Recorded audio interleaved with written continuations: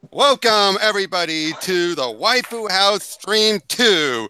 And I got with me a whole bunch of lovely ladies, right? And let's go down the rows. First, returning for the first since the last stream I had, a good friend of mine, and Ingrid. Hi! She and next, and well, after her is technically Lola, but she's a bit busy at the moment. She can make her introduction and afterwards. But after her is Piper. Oh, hello. And then besides Piper she was actually able to make it here, folks, UnholySpork. Yay! And welcome aboard, ladies. And as soon as Lola gets in, we'll be able to move on with her. But how are you all doing? Can't complain. Yep. And so and if you all want to get started, we can first just talk and find out anything else going on with you first. Let's give Lola a bit more time to get get back in. So, what you all been doing so far this weekend? I'm snowed in. No, we haven't had any snow in here in quite a while. And it's Michigan. You think there'd be tons of snow? Yeah, Michigan weather is it's just something else, man. It just can never make up its mind. See, I'm close. I'm in Ohio. Oh. Yep, right down over there. Yeah, and it seemed like we were going to skip winter this year entirely. Oh, yep. And then when I woke up this morning, it was already snowing, and it hasn't stopped. Oh, no! We've had some almost snowstorms, and then, yeah. So, we got a decent crowd coming in right now. So I guess we could just get started on the first question I have prepared for everyone. Yep, it's an obvious question to ask a group of ladies, but name your favorite fictional male character and why that is. It could be for obvious reasons. It could just be for character reasons, what have you. Let's start with Ingrid. Oh boy, I think I have an answer for this one, given that it's an obsession that has unexpectedly swallowed up 2.5 years of my life without me even suspecting it would happen when I first found out about the character. And quite frankly, I guess I would be somewhat surprised if you actually knew who this character is, because it's, well, somewhat niche. It is quite a mad clown fellow from RuneScape 3 by the name of Gregorovic. Wow. No, I've heard of him.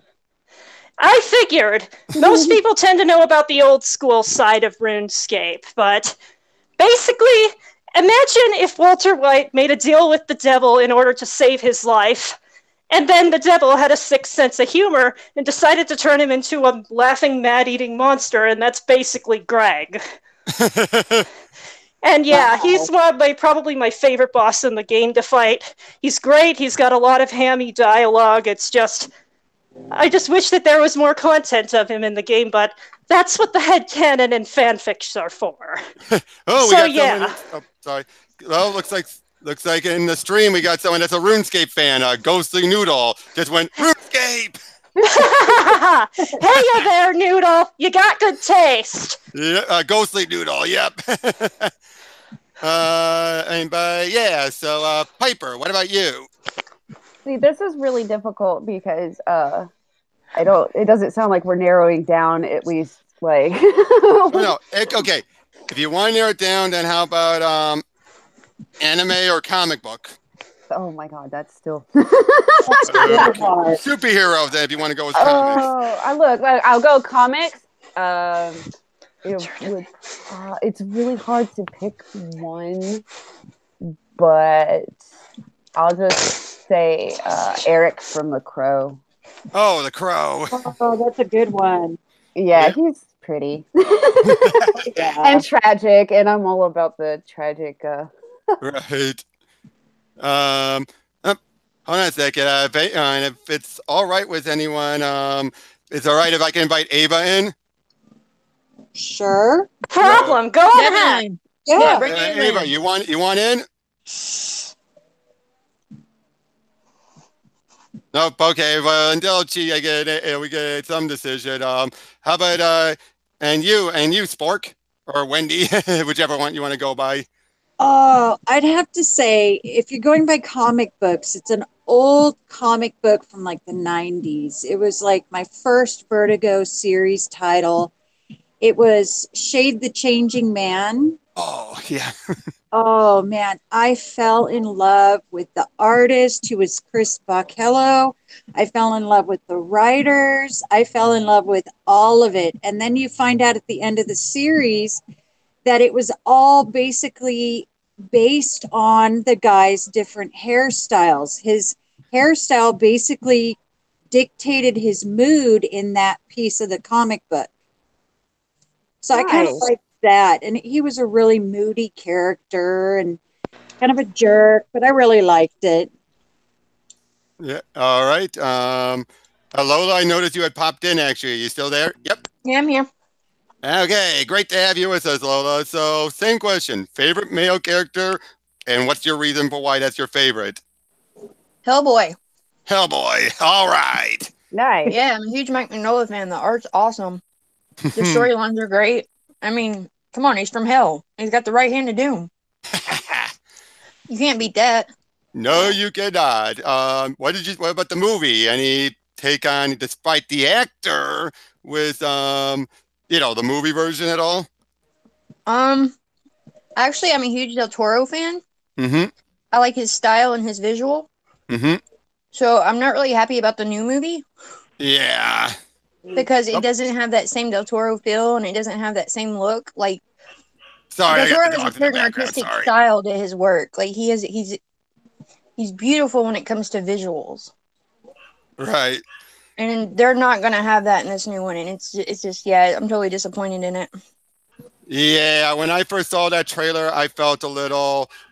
Hold on a second, I got my dog barking in the background. Don't know if any of you can hear her. No. Oh. Oh, now it can. Yep, just a second, just a second.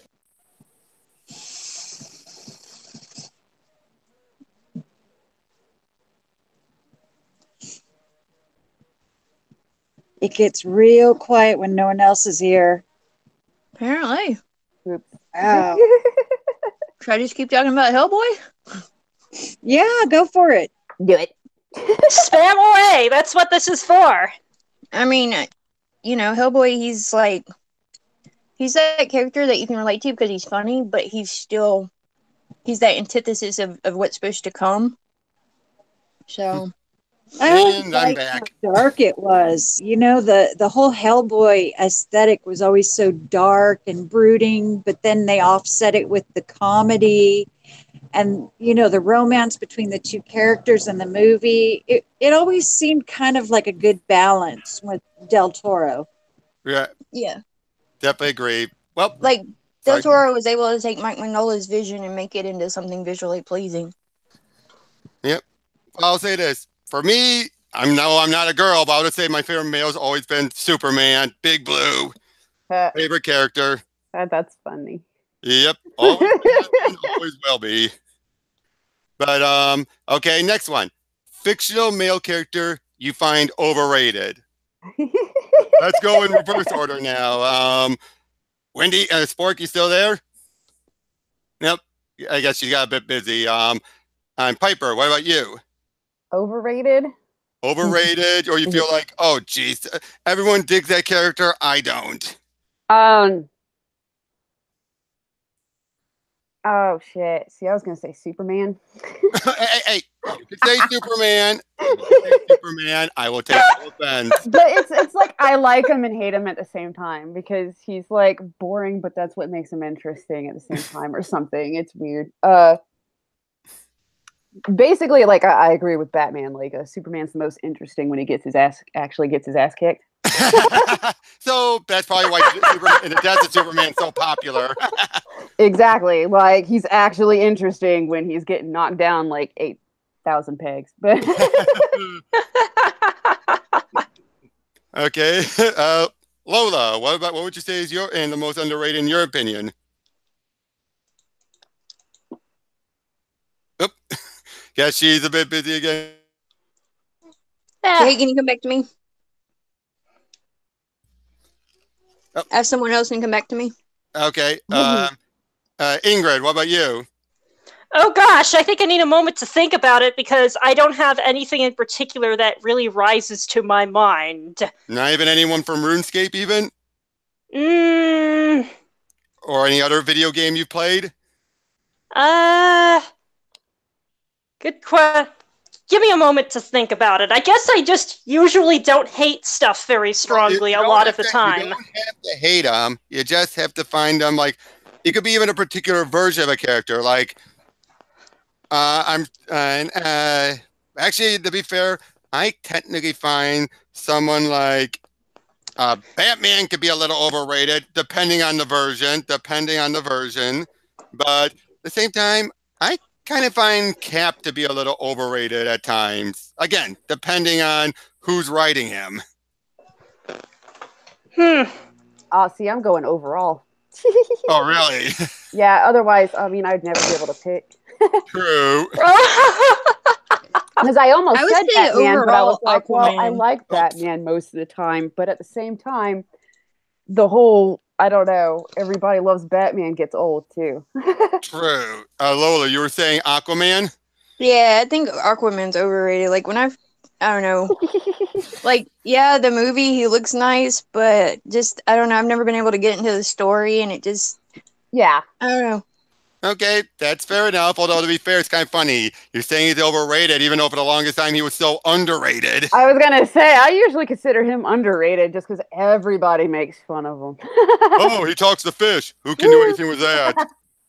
Put him in the Lovecraft mythos, then you'll be absolutely terrified of him. Oh, believe it or not, Ingrid, in a story, he actually controlled Cthulhu once. Somehow that doesn't surprise me in any way whatsoever. Cthulhu is an underwater creature. I mean, it technically counts under the definition. Hooray, rules lawyering! Yep. Boy, that of course make him so uber OP'd. Okay, so, okay, here's another one now. Favorite female character, or if you really want to spice it up, female character you would go absolutely gay for. Let's go back to the same way again. Dipper. Or Piper. Why did I say Dipper? Piper. What the fuck you called me? Piper. Why did I say Dipper? I'm sorry. I saw another page.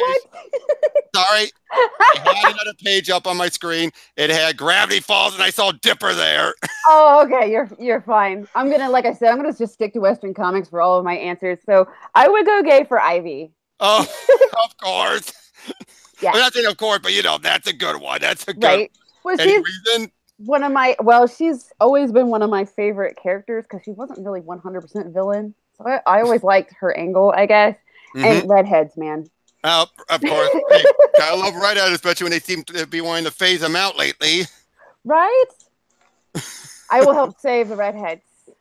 Wait, no, that wouldn't work, would it? I wouldn't do it. We'd figure it out. Yep. Well, if Kristen was here, she's become a redhead for a while.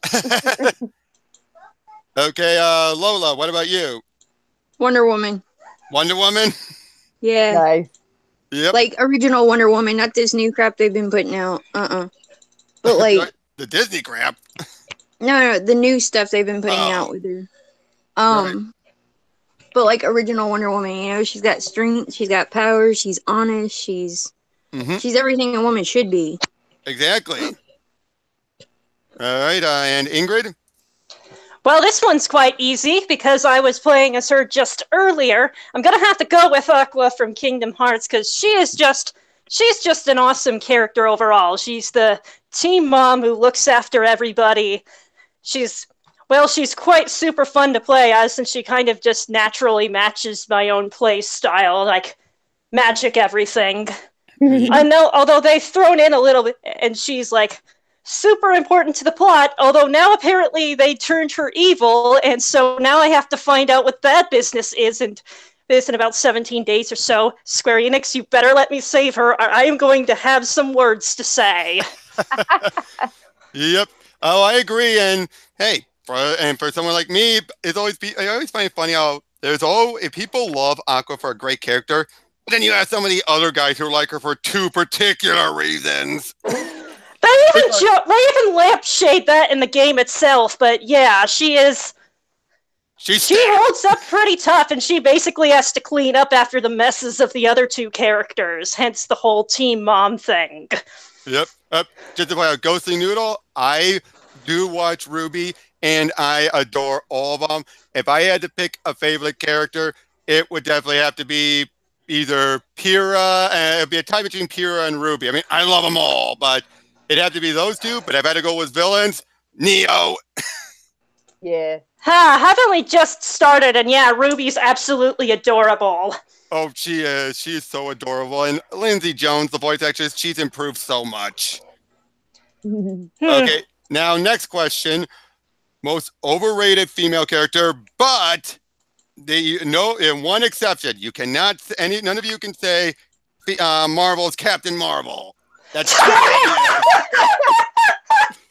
That is too obvious. So, right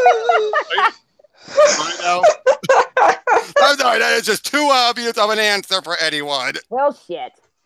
Now what am I going to do? Okay, well, Piper, start with you. You can't. You just killed my answer.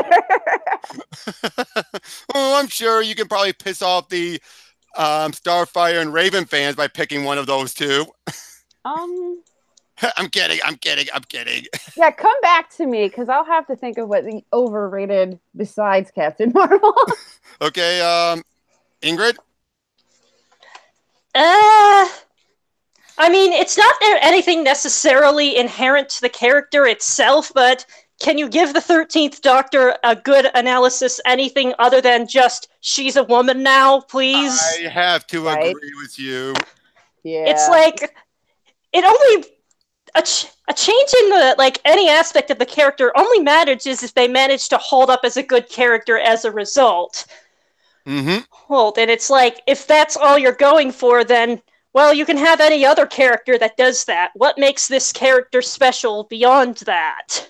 Yep, I completely agree with that. And I've even heard from some people, friends of mine who watch the show, that it's like, they're kind of treating her with kid gloves a little bit, like, hey, let her go through something hard so she can prove how strong she really is. I completely agree. And I gotta say, when it started off, I thought there was hope. She seemed a little quirky enough when she first started, but as it went on, you realize, oh, they're not doing anything else more beyond what they started with. What the hell? Every Doctor's gone through something when they started off. In her case, like you just said, kid gloves. So, yep. Yeah, this is from stuff. Yeah. Okay, since we're going reverse order, Lola. Can you pose the question again? Is it overrated female? Overrated female characters. I must say not Harley Captain Quinn. Marvel. I'm probably going to catch some shit for this, but I say Harley Quinn. Damn it! Everybody's taking my answers in the chat, and then you took it, and I keep going down the list of who else is overrated in my head, and everybody's saying the one Okay, what's Harley Quinn got going for her other than she's like obsessed with the Joker and like she's fucking crazy? Like, well, now she's got that she's doing my waifu. Yeah, you have that, and you have the fact that she's basically DC's Deadpool, practically. Yeah. I mean, I don't know. It just drives me nuts, like seeing little girls running around just like her and stuff. It's just like, Okay, then, and Piper, do you at least have a third one? Oh my god. They said some of mine in the... You know what? Aunt May. Fuck it. Aunt May. Yeah, why did she just die already? Why is she still alive? Like... Oh, yeah, now so overrated that Spider-Man freaking Peter gave up an entire marriage to save this old lady from a gunshot wound, even though she should die later anyway. Like, yep. The worst part is that was coming off of one of the best times she was written under J. Michael Straczynski. And what was the next thing that was done with her?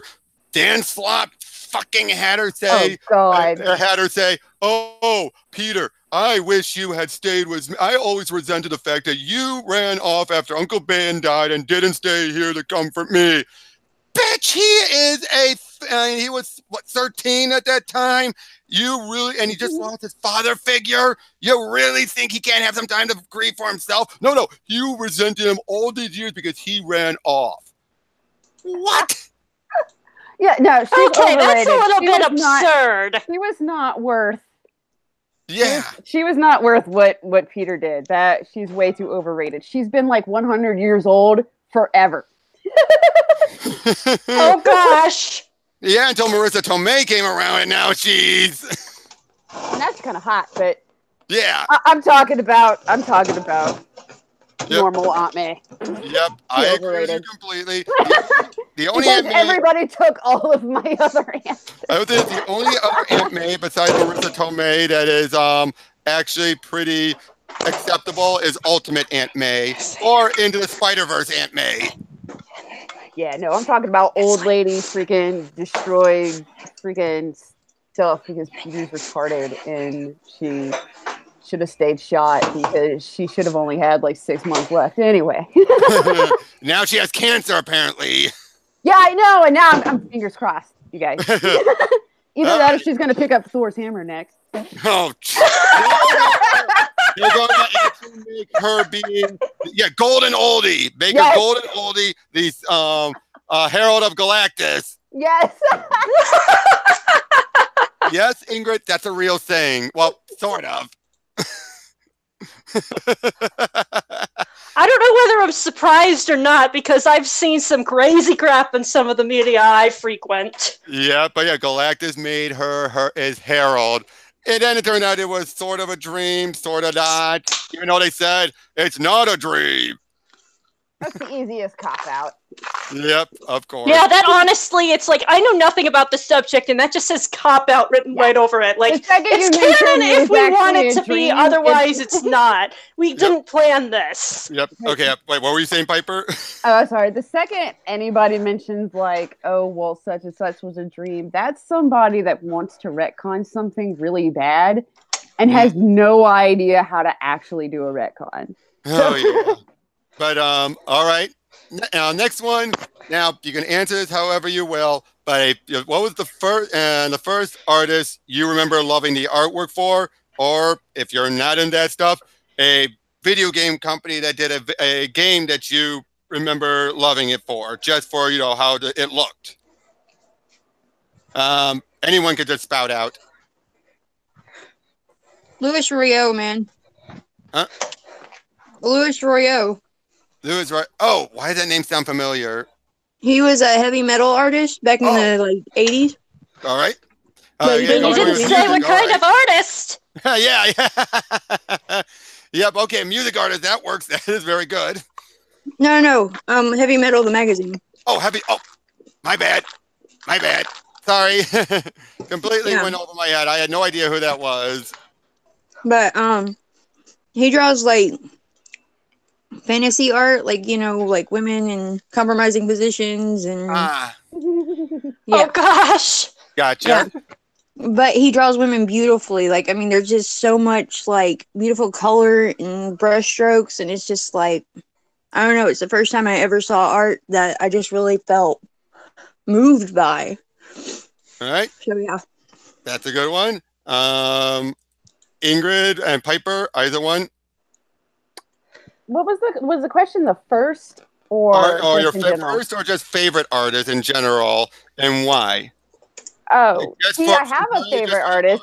I'm sticking in comics. I'll stick in comics. Would be Cho. Oh, Frank Cho. Yep. Yep. For obvious reasons. Obviously, his art is really good. Mm-hmm. But also, I really love the not taking any crap.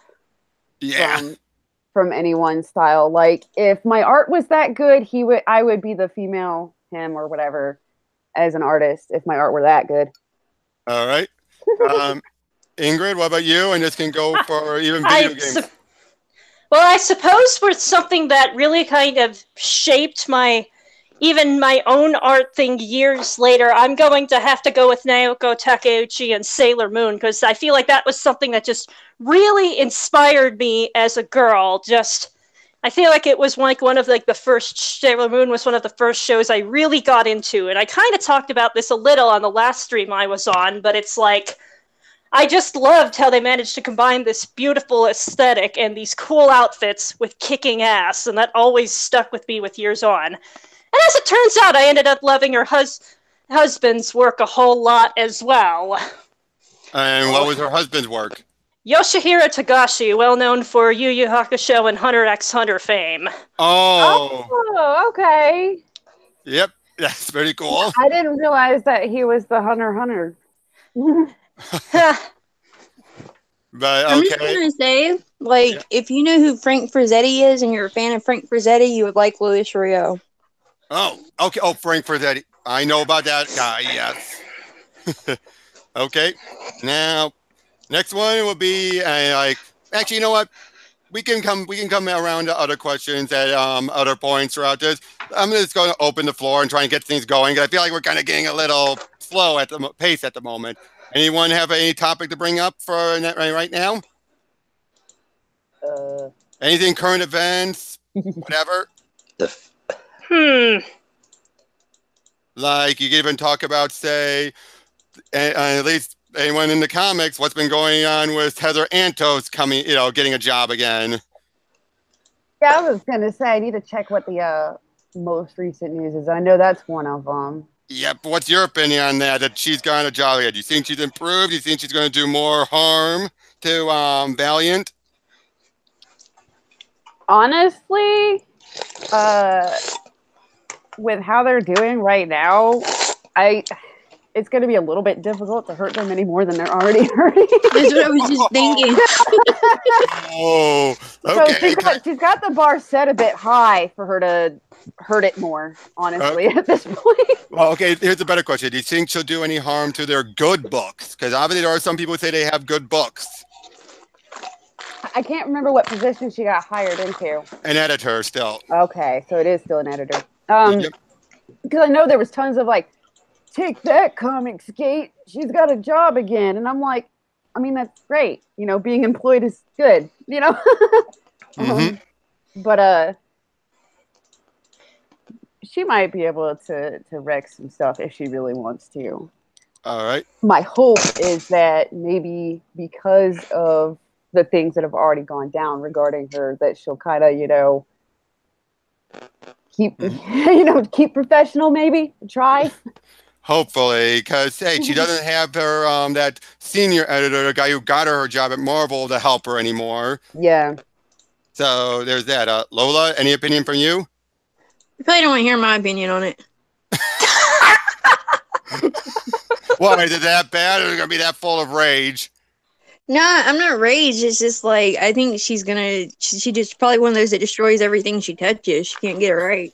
The funny thing is, though, and she was the assistant editor during this, but she actually, I read some of the Deadpool miniseries she had worked on, edited apparently, and they were surprisingly the good ones. So yeah, she can edit if she wants to, but for whatever reason, she puts her personal vendettas into it. That's like, yeah, like when you put your personal agenda into something like that, you end up screwing shit up. You don't make it better. Yeah, exactly. Yeah, whenever you get to putting your own personal agenda into something, you forget about telling a story, and the characters and stuff just becomes tools to write your own tract. And this ends up bad no matter what viewpoint you happen to be. You're just compromising the storytelling. Well, I think what they forget is they're making it for an entire audience, not just people that think like them. Mm-hmm. Yeah. Not just people that agree with them. It's supposed to be for everybody, but how can it be for everybody when you've got just one mindset going into it? Exactly. I just think it's outside of an editor's job scope at that point. Like, that shouldn't be That's part the of professionalism. Editing. That's the Editing kind of tone. stuff that it's like... Sorry, Ingrid just about. Sorry. Sorry about that. You were saying, Piper? Oh, it's just editors, their job, their actual job isn't supposed to be injecting a tone or changing a story. It's supposed to be more like, man, this grammar's retarded. Yeah. And possibly this seems really out of character for this character to say. Stuff like that. It's supposed to be making sure they're keeping continuity, making sure the spelling's right. Basically anything an editor for a book is. Mm-hmm.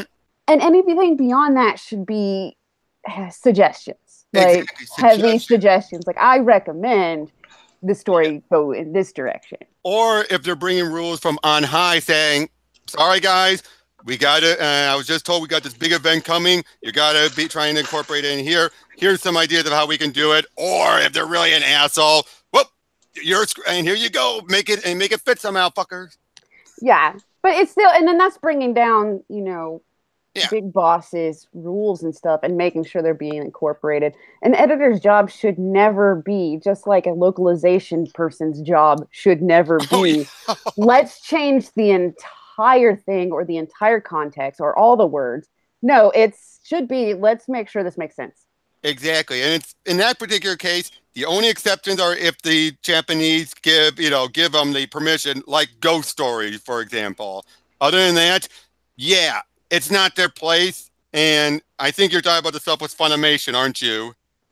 Funimation is really, is the main bad guys for that. Just completely changing stuff. I mean, there's a difference. Localization is, well, they made a pun that only makes sense in Japanese and makes zero sense when you translate it literally. So let's turn it into a joke that can be understood in English. Yeah. That's localization, not, I don't like the lines in this anime, so I'm just going to fucking change shit. Like, no, that's... Or, oh, this looks like something that might perfectly fit my political agenda. Let's put that in there. Yeah, that's not localization at that point. You went above and beyond your job description and fucked with somebody else's stuff. Exactly. It's like with High School of the Dead, where they put in so much right-wing bashing, like making a Sarah Palin joke in there or something like that. I mean, sorry. Go ahead. Like, I suppose that you could potentially get away with that if they were poking fun at some kind of, like, Japanese politician equivalent that would make absolutely no sense if they translated it literally into English. But yeah, in any other circumstance, just, why are you doing that? Exactly. Like, why? Why? Sorry, I'm back. Oh, and welcome back. Why are you apologizing? It's okay. I had to explain some stuff to some customers, so it took me a little bit. No problem whatsoever. But well, you want to get caught up on any of the other questions, or do you want to just dive back right in? I'll dive back right in. All right, because we were just talking, Jenna, about what an editor's job. We were bringing about Heather Antos getting her job back. And honestly, with her, there's a difference between an editor and a person who's trying to kind of manipulate their way into the comic book field. And I honestly feel like she's going to use her editor position to alter other people's work to be more like what she wants it to be. Exactly. Yep. I have no confidence in her abilities at all. I haven't really seen anything good out of her besides her ranting and raving on the internet. And even then, her spelling and punctuation isn't all that.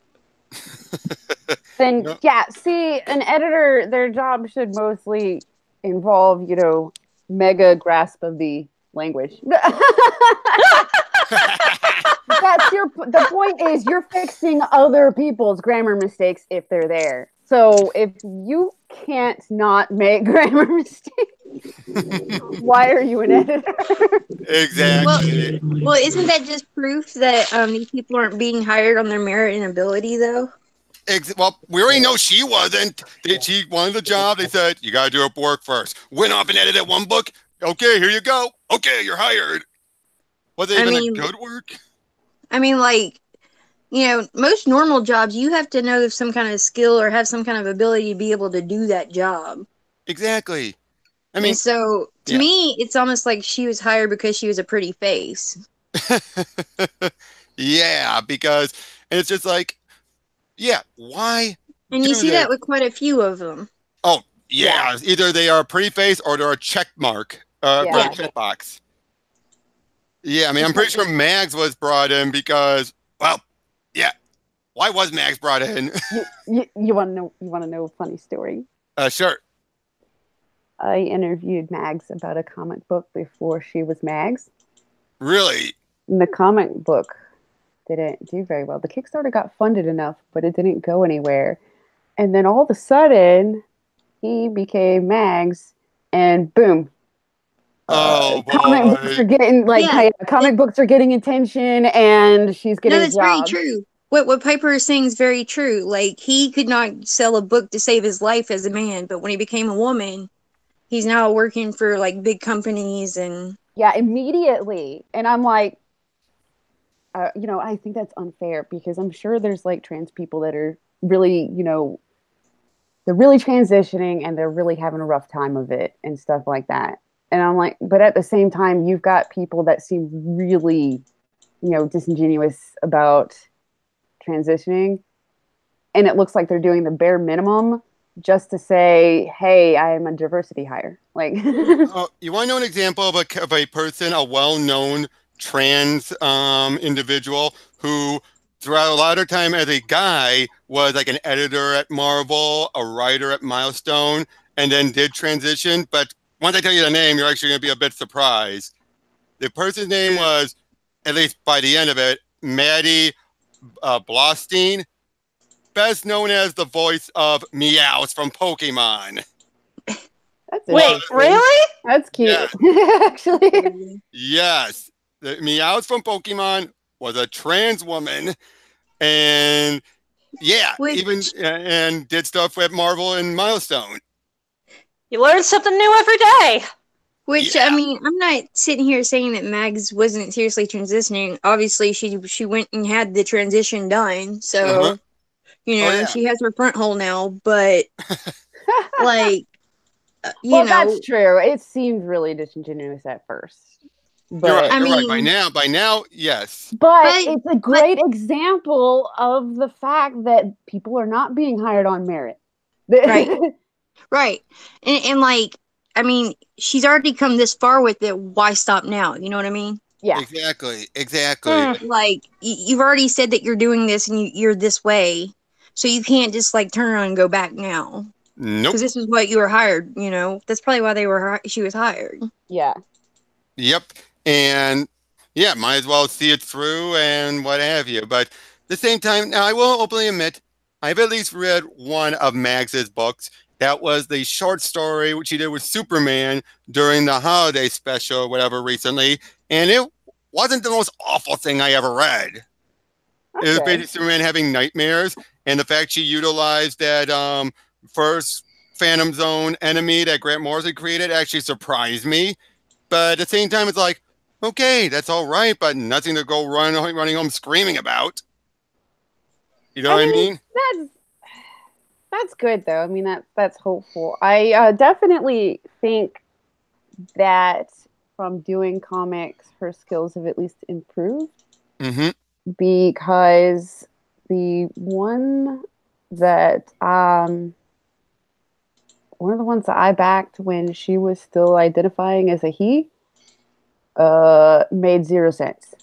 Oh boy, I think you can think it because she has gotten that writing class from Scott Snyder. Yeah. I was gonna say at least opened up opportunities to where if there is, if there is potential, hopefully it is, being brought out now through the access that she's gotten to different people and different learning opportunities. Exactly. But definitely beforehand, before the change. Yep, and let's also be honest. Unfortunately, for a lot of us, that also caused Mags to really start whispering in Scott Snyder's ear about how evil Comicsgate is. Yeah, actually, me and Scott Snyder used to be mutual followers, and I used to be mutual followers with Mags until she went on this huge screw all cis people thing. Yep, that whole thing. And her and Scott actually unfollowed me around the same time. Oh, that. Yeah. Oh man. Sad. Actually, she blocked me. He just unfollowed me, I think. But it's still sad because it was around the. It wasn't before the big outburst. I mean, it was before the big baseball bat to the face thing. But it was like I would be able to have conversations, with her carried over from when I, what I knew her from originally. Right. And I would actually give like makeup tips. Gotcha. And, go back and forth like, well, if you figure out how to get your hair to do this, tell me too, because I can't girl right. Conversations like that, cute stuff. And I would ask questions, about her transitioning, just so, out of curiosity, like, when did you decide this and that? It went from that and completely civil and normal to all of a sudden tons of snide remarks. Trans people shouldn't have to educate cis people on being trans. And I was like, well, what the hell? Like, if that was our falling out, was I was basically like, well, you realize that you want recognition and understanding, you want this and that from cis people. If you're going to act like this towards cis people, how are they going to know? Like, anything about your plight and stuff like that. How are they going to know if you're acting like this when they ask? Right. But yeah, that's just always the big bummer with a lot of these things. And again, it feels like just recently they're now tripling down. It's like last year they doubled down. Now they're tripling down on everything. Now big-ish names in the industry are condoning harassing random people. So they think that's cool and fun. Yeah, it's like, what the hell? And it's like, then, or you're having other people who are now, oh, I'm now in the big league. I got to start acting more like them to be cool. Like Donnie Cates. Completely cool guy. Now it feels like, oh, I got to do this if I want to get up further. Yeah. Yeah. Aren't you kind of glad you don't have to deal with this stuff in RuneScape, Ingrid? Our fan base has its own set of problems, and I think our major set of problems is that we have a bunch of nostalgic, whiny people who are upset about changes to anything. Oh, That's basically where a lot of the big split between RuneScape 3 and old school RuneScape came from, and why there's like a lot of toxicity between them. It's just that there are some people who at least in my opinion, didn't necessarily get past growing up, and they're trying to use this game as a way to get back to a childhood state that they can never really get back to, and as such, don't like anything about it changing. And this is coming from somebody who is autistic and who generally likes to have stuff the same of a lot of the time, just to drive home what I think the issue is here. Like, you have stuff that's like perfectly viable and good content, but people will whine about it because it's not the same. Not that there haven't been missteps in both gameplay and story in RuneScape 3, and it's just like, I feel like that's and there are some people who have had legitimate issues with the game, but it's like, and honestly, I feel like RuneScape as a whole, well, it's definitely getting better on some things. That's really good to hear. But yeah, you hear something like that. That kind of applies with a lot of fandoms, don't you think? But to the point where you're like sometimes wondering, where do they go? Where do they end? Like, what is it like to say, go back to the old ways, don't change, and yet also bring changes, but what's good change? And unfortunately, that's the kind of argument that's used against a lot of longtime fans these days when they make the wrong kind of changes. Bobby becoming gay. And I think RuneScape has definitely had some aspects where they managed to handle that representation really well, where it's just like, hey, this is something that's an aspect about this character, but what we're telling you is what this character did. Like, this person has managed to hold up this clan against insurmountable odds that just so happens to be trans as well. Right. You were about to say something, Piper?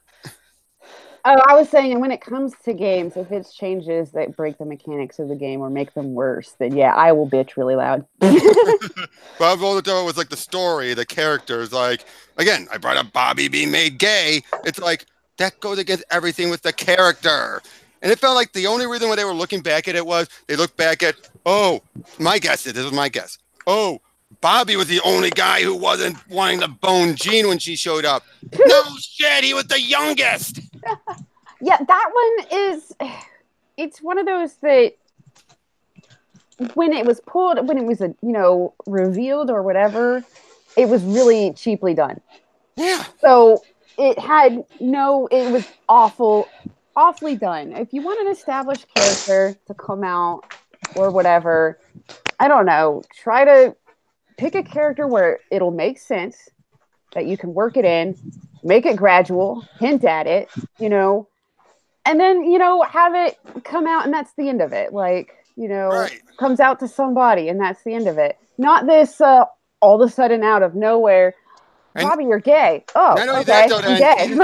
not only that, though, but he then now goes to being like, I'm a strong guy that's Omega level mutant. I am one of the best heroes ever. And oh, hey, guys. Oh, I want to and find a boyfriend now. You're just because I'm gay now. It's like, I would I have want not to know minded. why they aren't creative enough to make new characters. Or Exactly. resurrect some old characters that are collecting dust, because there's North plenty Star. of characters that are different races and stuff like that are just collecting dust because they made them like D-list characters and then just kind of shelved them. Yeah, Bring like them back, dust them off, and make them, B-list characters. Prop them up. I mean, it can't be that hard to have an imagination to be able to create new characters that are gay or trans or Yeah. people of color or anything like that. It can't be that difficult. Exactly. And then you Instead have of taking established characters and doing it. exactly. And it's like it's like, whatever happened to North Star? I mean, the last time I ever heard about him was when he got married. That was the last time I ever heard about North Star. And all of a sudden it's like, oh, he's too obscure. Let's just make another character gay. So make him unobscure for the new audiences. Exactly. Yeah, I mean, dust him off, change his costume, maybe tweak some things about him, however you have to write that, and then go with it. I have a problem paying like $20 for, or not $20, sorry, like $5 for a comic, and like it's 20 pages long, and at least 8 to 10 pages is about their sexuality. The entire thing, and the thing is, when they have to make their personality suddenly change, like, yeah, like how is it? Just if you. I mean, how is that moving the story forward anyway? When you make it their entire personality too, like that's the entire thing about the character is just constant. Do you know this character is gay? Or this character is gay? exactly. I'm gay, by the way. Did you know I'm gay? Well, I'll remind you again that I'm gay. By the way, I'm still gay. That just reminds me of the prime example. I always go back to what DC did with Batwoman. They introduced her in 52, and they were going to do more with her, but the news outlets stupidly started to treat her like she's a gay superhero as opposed to a superhero that's gay. Big difference, huge difference.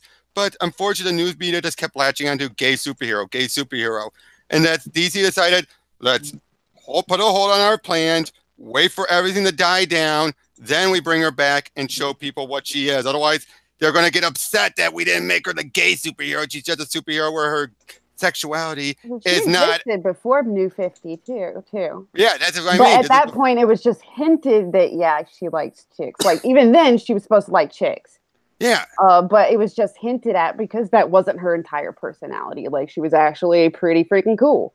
Exactly. And I'm saying no. That's what they did, and that showed they were smart. And DC they've handled a lot of their gay characters pretty well. They're doing a lot better with theirs. I know they're either brand new characters or, in the case of the Earth 2 Green Lantern, it was a brand new interpretation of the character done intentionally because they lost an established gay character with his son Obsidian. Yeah, how hard is it to write a believable gay character that people would like instead of taking over another character and completely rewriting all lore and all history to fit your own idea? Exactly. I mean, to be fair, I can certainly do a bit of like changing a bit when I'm, say, like writing my own fan fiction, but that's my own fan fiction and the changes usually aren't that big. It's a bit different when you're actually writing the damn thing. Yeah. Well, these people, and when it's fan fiction, it originally starts as something you're writing to yourself. Right. Other people might be entertained by it, but it's something you're generally writing for you. Because it feels good, or it's fun. When you're actually like publishing this and trying to sell it and make people buy it and stuff like that, and so you have a target audience, it's not a good idea to just Yeah. Okay, I know the cab theory. The reason that none of the SJW writers or artists know how to write how humans actually behave is because their entire human interaction is from TV shows like Friends. That is the cab theory. Huh. It's kind of interesting that you mentioned that, because I remember when I went to a Q&A panel with John Ransenberger at the Grand Rapids Comic-Con, where somebody asked him, like, why is there so much reworking instead of new ideas? And it's like, people just don't live life as much these days. They immediately go from high school to college, and from there they've just got the media they grew up on, so it's just a whole lot of stuff. So it's just like, people need to live life more to have unique experiences to draw from. Exactly. And they need to, honestly, it also shows that they lack empathy. Because if you have a decent level of empathy, you can write way more convincing characters and situations because you're feeling for the character while you're writing it. Honestly, one of the most fun things to do as a writer is to write against type. Like, write somebody who's not you and then learn more about that sort of person and their experience in the process of writing it. Yeah.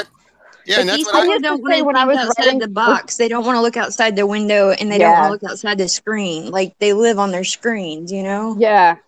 Yeah, that is a good point. Very, very good point. Because, I mean, it's like, I have a whole bunch of characters I write. I write a lot of women, mostly because a lot of those came out because I always thought, okay, we've seen plenty of these done as guys in a lot of these roles, like the ninja hero or whatever.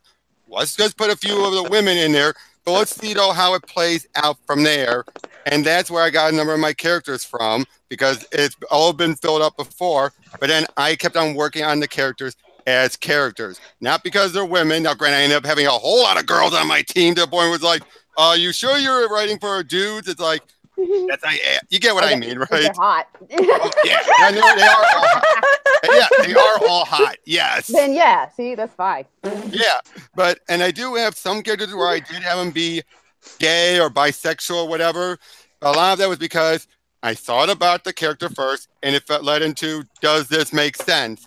Like, that's how I always look at it. It's like, does this help the character? Can I get more story mileage out of this? And I did.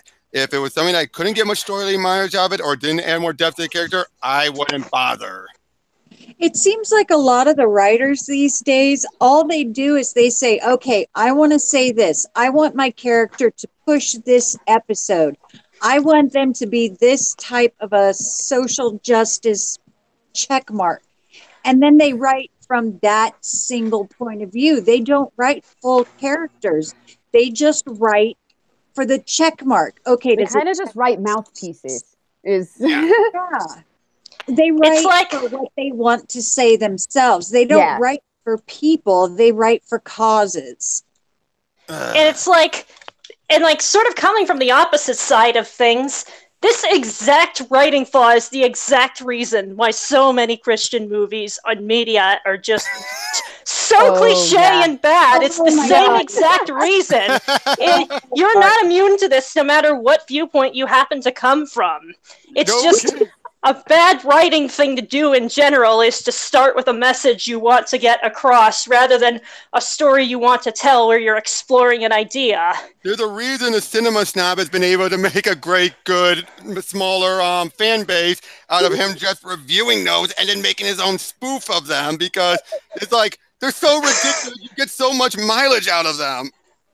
I know, and then there's another guy called Say Goodnight Kevin who also does the same thing, except he's actually a Christian as well, so it's just like, it's just even funnier when you get from it, so it's just like, please make better media so that I don't have to live being associated with this. It's like, where the heck did the Chronicles of Narnia and Lord of the Rings making people go? Exactly. Yes. Yeah, and then you have Oh yeah, I mean, when you look at something like Golden Compass, I mean, yeah, there's so many heavily handed allegories in there, but you can still get a good story out of there. If you dwell on the allegories, you're not going to like it. There's times where it goes right over people's heads. Probably the reason why kids liked it so much until they got older. You know what I mean?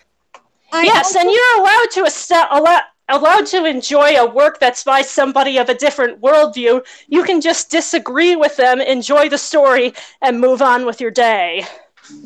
Yeah. But yeah, it's still though, it's just these people just don't, and it is so funny how many of these there are. When you see have these, they're getting more women into comics, but it's like they're starting trying to get ones that have an agenda to talk about, and it's just like, yeah, what kind of message does that give to women who want to get in here? Like those who want to get in because they actually want to write these characters? No, you can only get in if you have an agenda to push. It's like you're not going to get that many others who are coming in, especially when some of them want to come in and just jump ship to Hollywood. It also feels like when they write their bad guys, they also do it from, okay, this is the bad group that I want to make the enemy in this one particular comic book. So I'm not going to make a human. I'm not going to make somebody that people might accidentally feel bad for them or understand them. Yeah. I'm just going to make them as horrible and awful as possible, as flat of a character as I possibly can, so everybody hates them and they hate the thing I want them to hate. And it's like the old comic books. You used to be able to feel for the old villains and see how they got that way. And Exactly. you could sort of see. And I honestly think you can do a lot better when you can actually have a villain who is like, oh shoot, I could be them if I wound up in the wrong circumstances. That's what's really interesting to watch, because there's that slight bit of terror in like, shoot, if I went the wrong way, that could be me I'm staring at.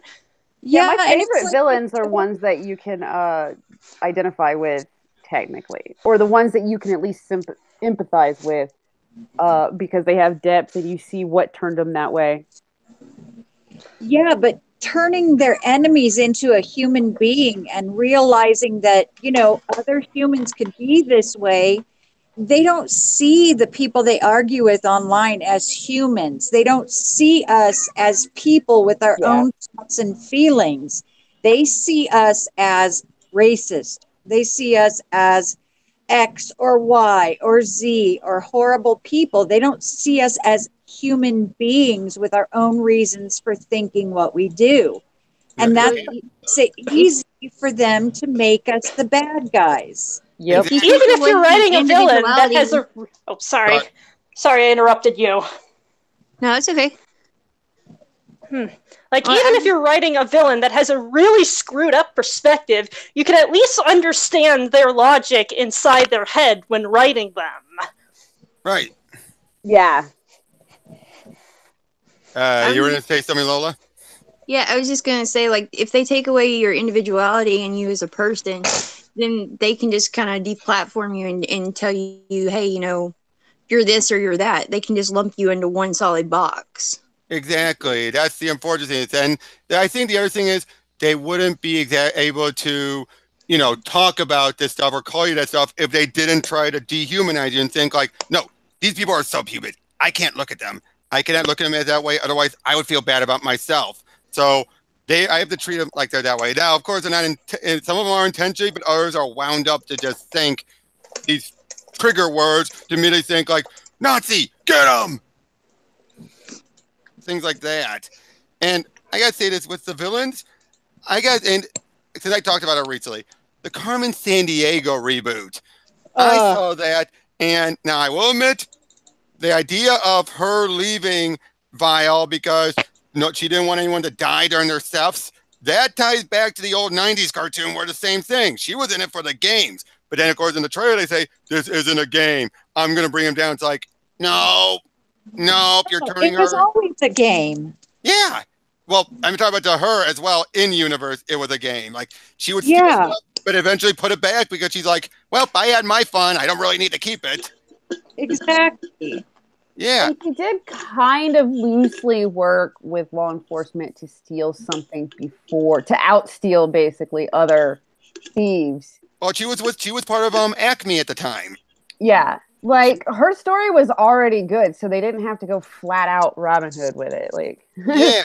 I mean, I hope at the end they reveal, oh, she undermines Vile and then takes it for herself. That would be awesome. Yeah. I mean, that's the only way I can accept it, is if it ends their way, but I don't think they're going to. I think, and again, from what I saw, it looks good. The acting is good. They got a great actress to play Carmen, and the snark was good. I still love the one joke where it's like the guy says, hold it right, I order you to halt. She stops, turns around. You didn't say for how long, and then she keeps jumping. It's like, I stopped. You didn't tell me to stay stopped. Yeah, but seriously, Carmen was such a great character. It's just like, and I think she still is. You know. I just don't think, I don't think rebooting a character has to mean changing a character. Right. I think rebooting a character can simply mean maybe updating the animation style and certain references or this or that, something that, modern viewers will relate to better than, if you bring them something really old and they're like, what are they talking about? Exactly. Take the core concept of a character and drop them in a new and an interesting setting. Yeah. Exactly. And then, of course, you have different facets of the personality. Right. Or you could give them like a storyline where, they battle a different villain or something, and it's a storyline that progresses forward. It doesn't have to be like their identity is all it is. Right. Yeah. Or it's like with the new She-Ra. I mean, I'll be honest. I watched her that. I got halfway through it before I finally had big problems. And when those big problems came, they all came in one episode. It was like, up until that point, it's like, okay, it's cringy. I'm able to, plow right through it. Then I got to episode 6. Nope. Too much at once. I was done, and I still have yet to go back to it because I'm just like, all that just slammed into one episode. Like, if it was still in increments, it would have been fine. But they brought in another character, minor character from the old show, made him a complete joke. They brought in this one princess who's completely monotone. I'm like, who does she think she's trying to be? Raven? Raven had a reason to be monotone. What's her excuse? I do not get these characters who talk like this, like there's nothing impressing them, and yet they're supposed to be completely worried for their people. It's like, can't you see how worried I am? It's like, no, I can't. Why should I care for you, you emotionless bitch? Again, Raven had a reason. She had to keep him in check. But what are other people? Like sometimes they rewrite a character, and it's like they decide, well, yeah, I know this character was this way, but I want to take the look of this character and then I want a completely different story and personality. Yeah. Completely redo everything. I know. In that case, just make a new character with the aesthetic inspired by the one. Don't just copy off the IP. Right. For me, if you can't convey emotion through your characters, then you're not going to evoke emotion from your reader. Yeah. Exactly. And your reader's not going to have a good experience with your character. Exactly. And it's like one example I can give of redoing characters with She-Ra in particular. The DC recent, like a while ago, they did their own Master of the Universe He-Man comic.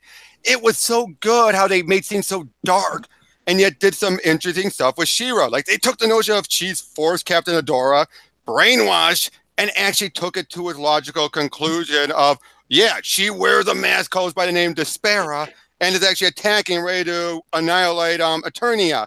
It took him having to get through to her to finally get her to snap out of it. But even then, it wasn't an immediate, oh, I'm on the side of good. No, she had to figure out who she was before she became on the side of good. And even then, it still haunted her. Good stuff like that. I mean, I'm still impressed. Oh, yes. Give me all that good angst. Yeah, but it was legitimate angst because of how many worlds she conquered. Yes. Legit angst is a lot of fun to play around with in a character. Yeah, and it's because it showed empathy. It showed that like beforehand, I could care less. Now that I'm actually caring, it's all coming down on me, all the stuff I did. My God, so what have I done? Yeah, but I mean, I will at least give She-Ra this. They had me hoping because they were saying they kept her being Force Captain Adora, all that stuff. And that first episode, I still did not mind some of it, that she was completely so tuned out from the rest of the world that she had no idea. To the point where they said, the evil horde? Who calls us that? Everyone. It's like stuff like that. It was most funny, but you understood. But then it's like, as it went on, then it's just like, okay, what is this? I mean, again, good ideas that just can get brushed aside or whatnot. It's like, you know what I'm saying? Yeah, I feel like a lot of the people who were watching it, who were older people, were kind of watching it just to see, you know, how bad it would be, or because they felt like they had to watch it because social justice, yay, you know? Yeah, and then of course you have one of the characters voiced by the showrunner herself. What was her name? She was basically face wannabe. Noelle? No, I'm talking about the character. Oh. Yeah, like, you know, she made her like, oh, this beautiful woman to this large. She basically became Faith from Valiant. But yeah, like I said, though, you have that, and then you have all this other stuff just going on these days. It's like, what kind of girl wants to actually look up to these? Oh, they don't want to look up to them. They want to look straight at them in the face. It's like, in other words, basically saying, don't progress any further. You got someone here exactly for you to look right at. Yeah.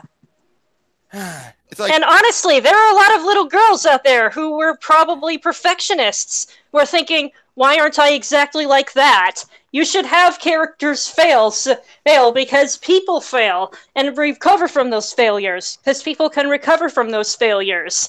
If you're expecting people to be perfect all of the time, well, that's just... Or expecting characters to be perfect all of the time so that they can have someone to relate to. It's just like, I'm seeing some flaws in that logic there.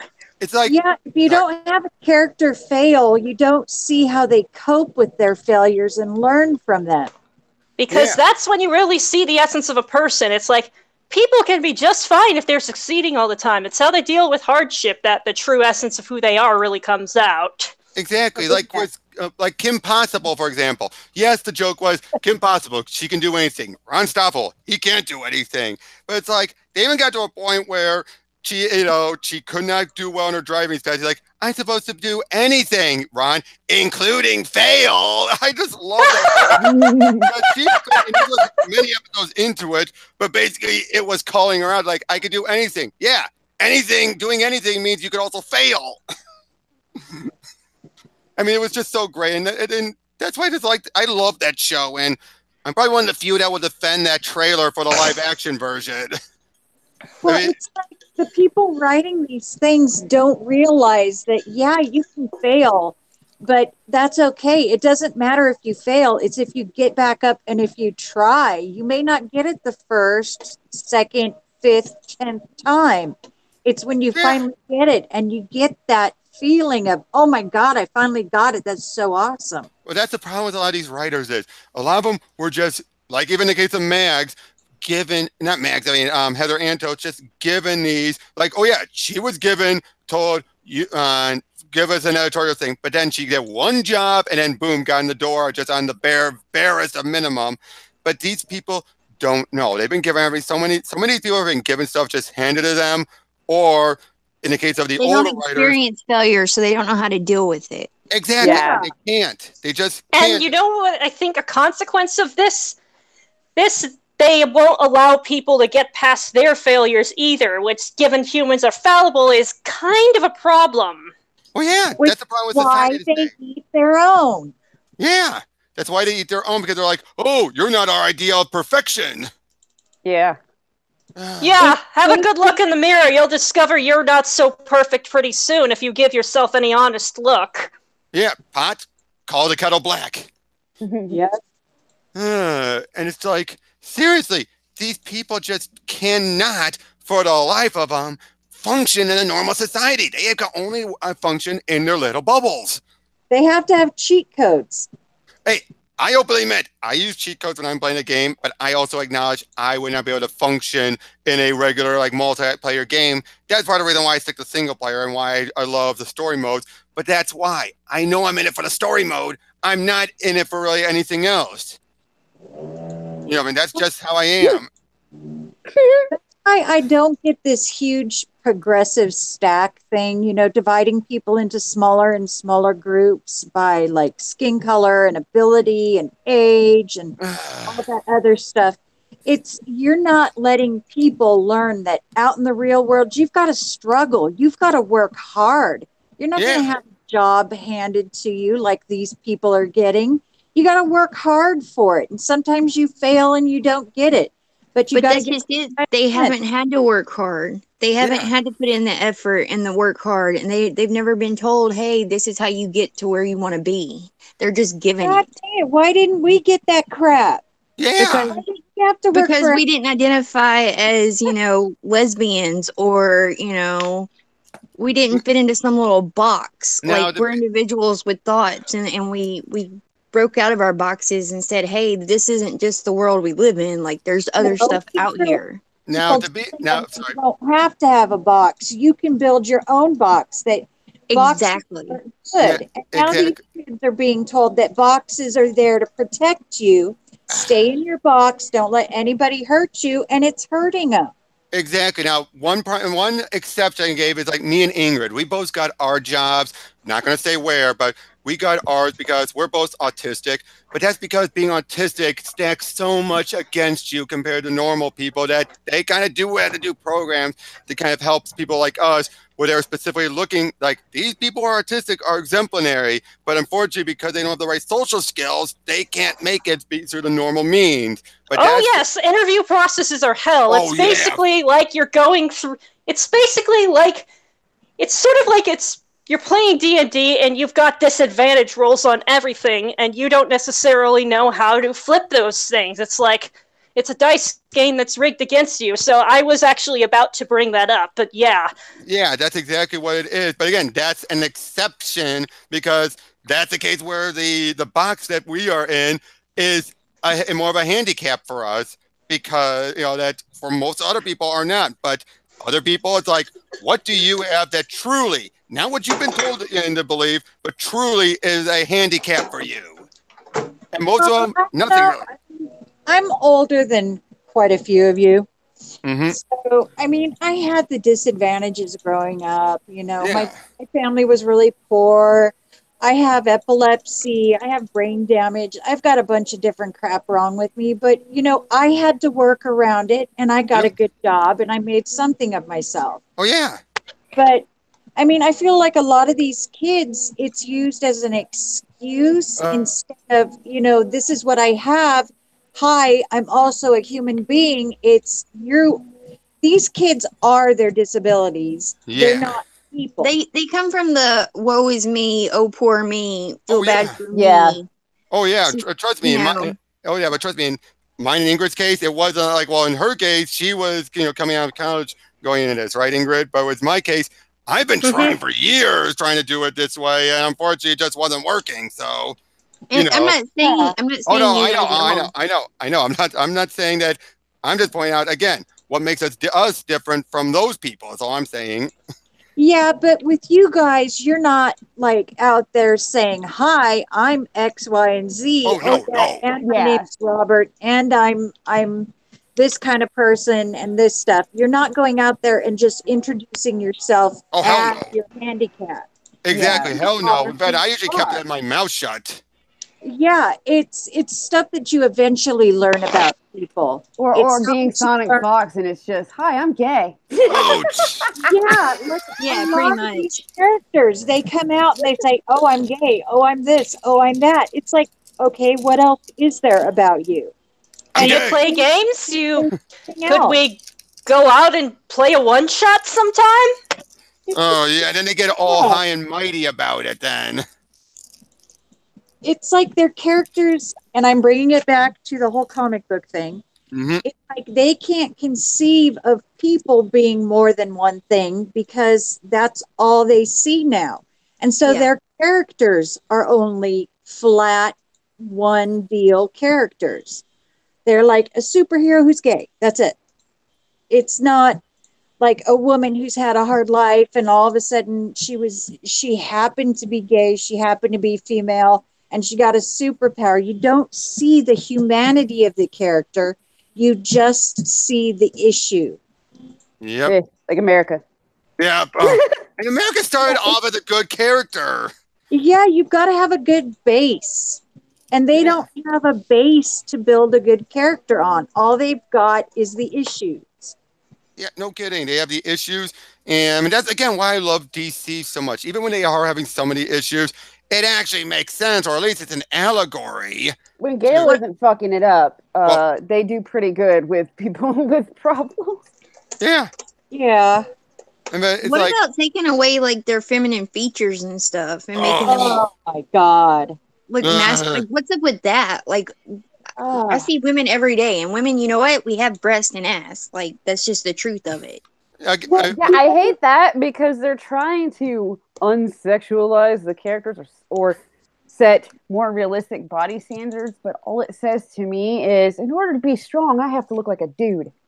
Yeah, or have to be a dude. I feel like that's one thing I really loved about Sailor Moon and just like magical girls in general. They kick ass and they're feminine. They have frills. Yeah. It's sweet.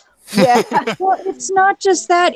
We do this whole thing for fantasy. We want to imagine ourselves as these awesome looking and acting characters. We don't want to imagine ourselves as Faith from Valiant. We want to be Supergirl or Wonder Woman or Domino. We want to look hot and kick ass. Exactly. And the fact that they're so pissed about women looking hot and kicking ass, I don't get it. You can be both. Sort of drawing on what I said earlier, it's like, I've got terrible coordination for anything that isn't hand-eye. Meanwhile, while I am playing Birth by Sleep like you do, I can watch Aqua just cartwheel all over the screen, and that looks freaking awesome. She can do acrobatics I would never be capable of, and that was freaking cool. Yeah, that's one thing about fantasy. You could be anybody. You could put yourself in their place, and it's not your everyday thing. And it just feels like these people don't understand it. No kidding. And it's like, I mean, but again, it's like like I said earlier, these people, they don't want to ever look up to these people anymore. They want to bring them down to our level. And so we can, again, someone for everyone. Again, make your own character then. Don't. Exactly. But isn't the point of superheroes is that they're super, they're supposed to be extraordinary, they're not supposed to be just regular humans? Yeah. And now that they're doing all these extraordinary things, what kind of body think they're going to have? Like, you think Spider-Man's going to swing around the New York City all the time? You really think he's going to be a fat slub? No. Even if he was a bit on the heavier side, although most people have it be that he gets ripped after getting bitten somehow, you have him swinging around, he's going to stay fit because he's doing all this stuff. That's a lot of stuff. If he was fat, he'd be like, whoosh, whoosh, right into a wall. He's dead. Series over. That's like Batman. You couldn't give Batman a dad bod because, I mean, come on, he's got money. He's not ever going to have a dad bod. That's just not. Or Flash and Superman. They have high metabolisms. And it's not just that. It's, if you want to go with, oh my God, there's no realistic body types in comic books. It's like, dude, they have superpowers.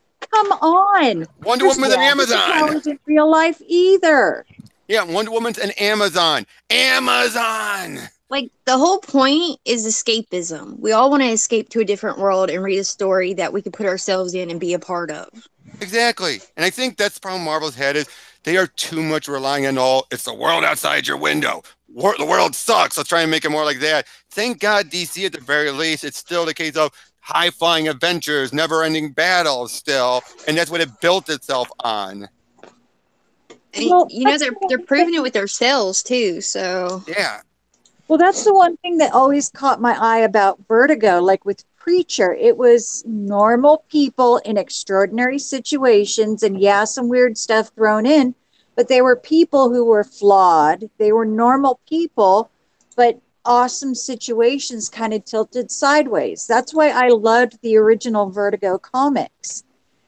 But it just like they've lost the idea of how to do that, and they don't really care to get back to it. Yeah.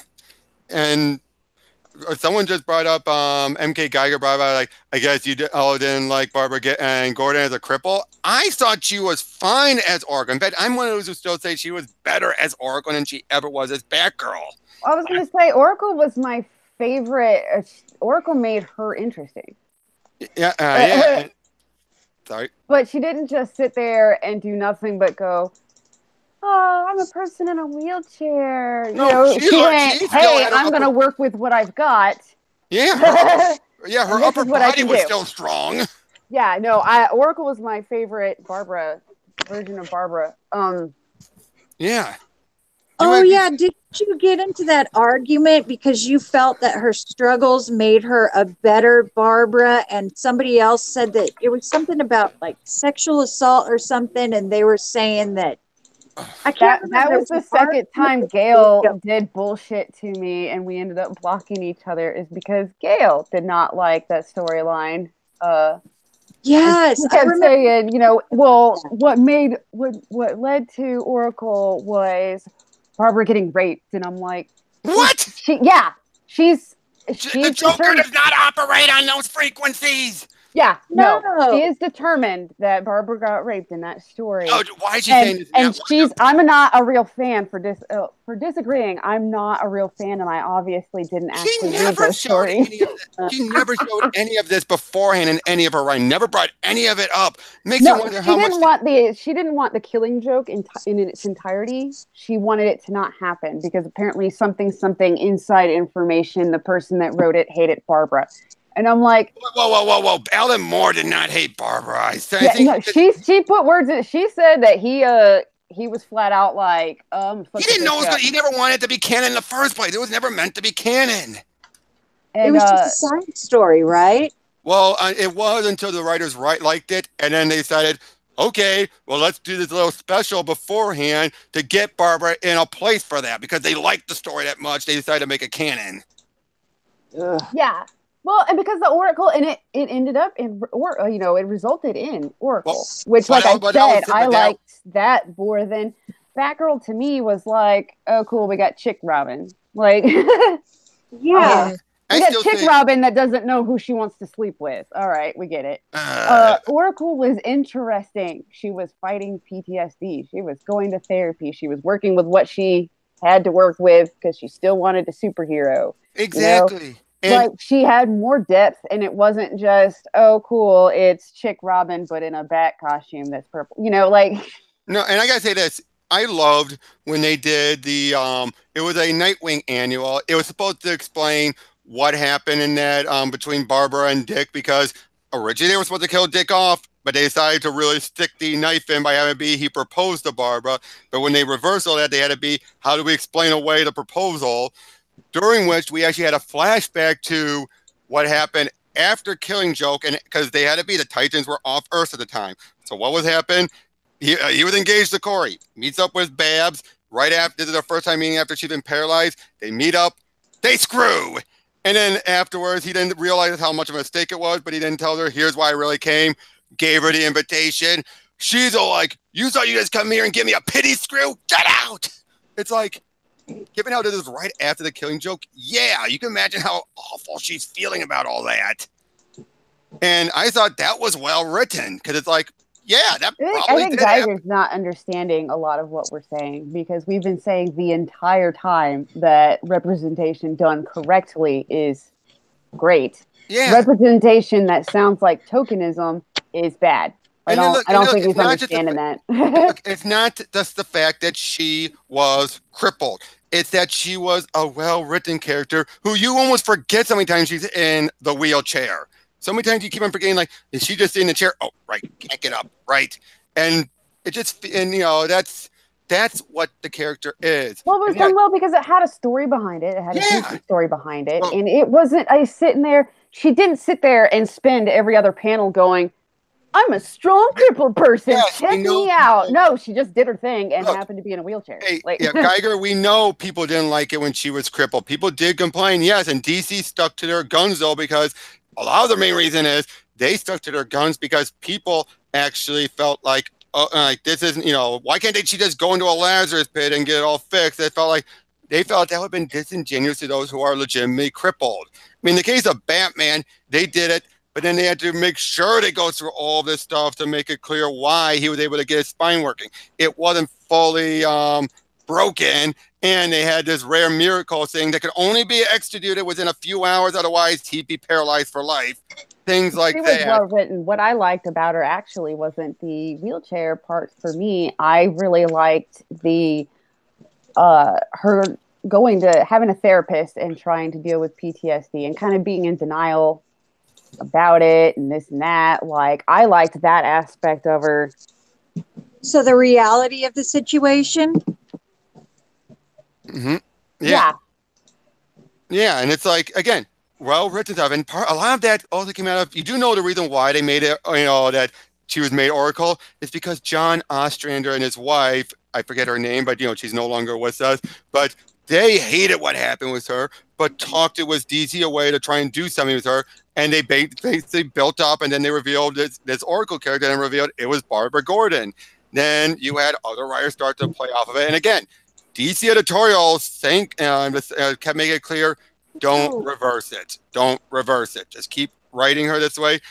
Don't reverse it. I mean, it did get to a point where you do know the Batwoman outfit was actually taken from what Alex Ross designed when he pitched something to DC about having it be Barbara go into the Lazarus pit, came out, and all the red represented that she felt tainted by doing it. That's why they had the red, it was black and red. Huh. Yeah, that was the original plan. Now, it would have been an interesting idea, but DC decided again, no. But I think we're on the same page that current writers don't know how to do this. Right. Just like we can dig up, because there are gay characters that have just kind of been shelved and collecting dust. There have been different characters of different races that have been shelved and collecting dust. But while they were being written pretty good.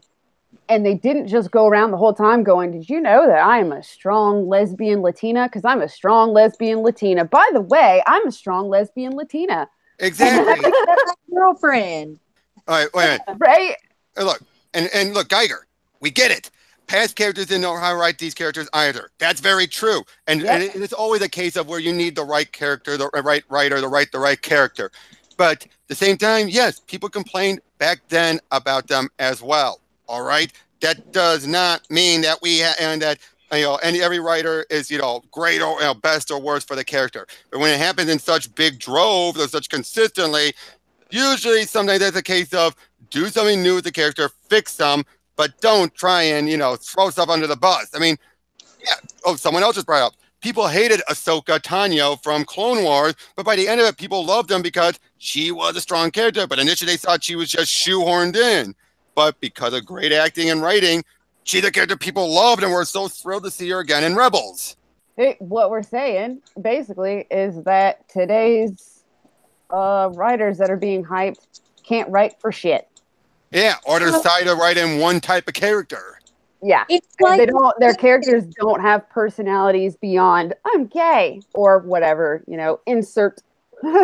Yeah. It's kind of sad that I've seen this kind of stuff handled better in random fan fictions I wind up reading till 3 a.m. than stuff that's actually legitly professionally published. Exactly. Right, Oh there's so much untapped out there because, you're not cool enough or whatever enough to be in the... But yeah, Gail kills me because she was talking about how she wanted to completely make Oracle not exist and wanted to make all of that a nightmare because of Joker gas. You know what? And the funny thing, you could so tell how much she was fighting DC or surrounded to the point where the closest she ever got was Barbara was able to move her toe pre-New 52. Yeah. That was the closest she ever got. Was because of a thing with Brainiac, I'm starting to get feeling in my toe. So they basically put it out there. The door's open. And I think that was DC giving her a bit of like a, fine, you can set it up that she couldn't do it one day. And if you can come up with something that we can accept, that's fine. Open the door a crack, but don't blow it open. Yes. And that was during the Levitz era, I believe, of editorial, because and Paul knew how to hold on to it. Well, I know that this happened a couple years ago because me and Gail followed each other, and it was the last time that I talked to Gail was because she was convinced that the Killing Joke. She went nuts because the Killing Joke was getting that animated movie thing. Oh boy! Yeah, she went nuts and started talking about how glorifying rape and blah blah blah, and that shouldn't have happened. And I was like, well, then Oracle wouldn't have happened. And she'd been like, so who the fuck cares? Who cares? And people loved her for Oracle. People thought she was one of the best Oracle writers. Mm-hmm. What does that tell you? That what, she ashamed That's why of her I stuff? like Gale's, because Gale was writing Oracle. Does that tell you does that mean she hated writing Oracle all these years? He said she did. Oh, That's sad. Because of the whatever rules that were being put on her to write Oracle, and how she knows how Oracle came to be because of this one book, this awful evil book. Again, no. Why does she think that Joker operates on that level when really, even with Harley, it's never been shown anything sexual except for some out of canon stuff. But why do people keep on thinking, oh, he would say that? Joker's never shown any signs of working on that. I mean, yeah, during that same story, you had Gordon tied up and naked, but that was to humiliate them. Nothing to actually, rape him in the ass or whatever. No. Yeah, he never struck me as actually interested in doing that. But at the same time, he and Harley do have a kid. So. Wait, when? Seriously? What do you mean? Yeah, they have a kid. What version? What continuity? I would have to look. It might be New 52, but Harley and Joker have a kid, and that's when Harley finally ran to Ivy. Okay, I think you're talking about Old Lady Harley or something, but... No, not Old Lady Harley, Then I don't know, because I have not seen that in anything. Yeah, I saw clips of it where she's talking about the baby to... that's Injustice. That's Injustice. I think that was Injustice you're thinking of. Because that's not canon. I've kept up with Harley. Huh. Yeah, that's actually it's canon. Okay. Because it's in a... I thought I'd heard about that, and I don't follow it very closely to any extent. Really? Yeah, because she talks about... It's in a comic where she's sitting there talking about the kid to... Because she's talking about the Joker, too, and him being an asshole, and finally realizing he was an asshole, and she was basically bearing her guts to Ivy? To Ivy, and it's a comic book, and I'll look it eventually up she hooks up with Ivy. It says 2 possible daughters. She had twins named Delia and Deidre. That's the animated version. Yeah. She has a daughter named Lucy. Be right back. Oh, Lucy Quinzel Napier. When Harley found out she left without Joker, knowing she was gone a year. Baby lives with her aunt, Harley's sister, and isn't known by the Joker because Harley thought if he knew, he wouldn't want it because of his work. I'm back. Sorry. Yeah, that's the one I was talking about. So it is included in the Injustice game, but it also got put in a comic. All right. So that's... But Joker doesn't know about her. Yeah, Lucy was the one I was talking about. Right. All right. That was news to me. That completely floors me. But and look, Geiger again is not looking through it all rose tinted glasses. All right, it's not. Because I saw that's what you had said earlier. It's not all about that. You can always look, and because that's people who are blindly looking at it. But at the same time, you shouldn't disregard the past stuff either, and just think keep moving forward. Just disregard everything either. Well, we're not talking about the past stuff. I'm more talking about they could dust that stuff off and redo it better. Instead of randomly taking a character that's been established as something else and turning him into nothing but, hi, I'm gay. Did you know I'm gay? I'll tell you the next panel I'm gay. Yeah. Don't worry, next page I'll remind you 10 more times that I'm gay, just so you know. I'm totally gay. Again, do that with another character. What is so wrong with bringing on a new character? Yeah, it was Black Canary. I thought it was Ivy that she was talking to because it had been a while. But then, why can't they just do that? Why can't they just bring a new character and do it? Why have to change an established character? Not bring up something that might already be there. Why does drastically overhaul and change them? Because they have no imagination or creativity. not even making generalizations about the new writers. I'm making generalizations based on all of the characters now. Like, Yeah. Like not that's like generalizations. I am Hollywood. commenting on shit I have read. Like, Well, that's like Hollywood. Why does Hollywood have to reboot every freaking movie? Why can't they come up with another idea, a new idea? yeah. Like instead, it's like, oh well, we've got to remake this. No, wait, we got to remake that. It's like, we've seen this movie done. We liked this movie when it was done. Why reboot it? Why not just come up with another idea? Okay, and Geiger, the shade stuff, look, certain people were nuts about it. But have you ever noticed, and I know you probably bring about Mike Miller, but did you ever notice that other people called Mike out on it too? Mike's not perfectly 100% right all the time. So, yeah, I mean, he had his reasons for looking at it. That doesn't mean everybody agreed with him. Everybody's going to go ape about everything new, like Yeah. in general. But that can be going ape positive. That could be going ape negative. There could be people that are just overly critical. What I'm saying is, if a character seems like a person to me, I don't care what color they are or their sexuality and stuff like that. If they are a person, and they're interesting, then I'm gonna read it. That's a good writer. Yeah. Again, going back to sorry. If I'm paying between $5 to $8 for a comic, it's 20 pages long, and it takes you 10 pages to tell me that this character is homosexual, this character is a person of color, that this person is disabled.